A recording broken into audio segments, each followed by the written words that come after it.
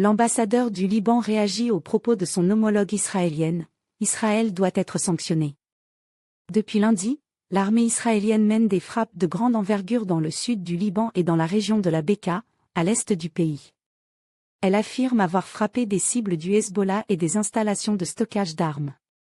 Les bombardements israéliens de lundi ont fait plus de 550 morts, dont une majorité de civils. Il s'agit du plus lourd bilan humain en une journée au Liban depuis la fin de la guerre civile, 1975 à 1990.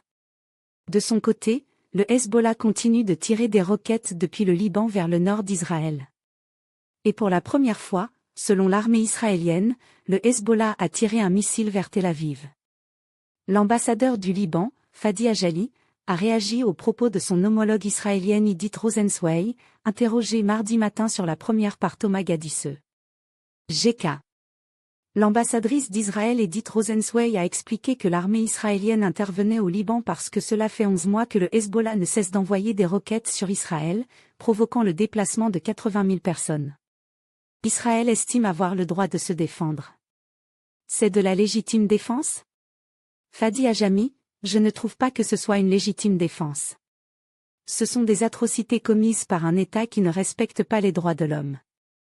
Ils ne l'ont pas respecté à Gaza avec 41 000 morts. Ils ne le respectent pas au Liban. C'est le même modus operandi qui a fonctionné malheureusement à Gaza, qui est en train de se projeter sur le Liban. Il n'y a pas de légitime défense. D'ailleurs, je me permets de citer le rapport du Haut-Commissaire pour les droits de l'homme, M. Volker Turk, qui a fait un briefing auprès du Conseil de sécurité des Nations Unies le 20 septembre et qui a dit que la distinction entre cibles militaires et civiles devait être la grande priorité. Est-ce que cette distinction a été faite ? Absolument pas.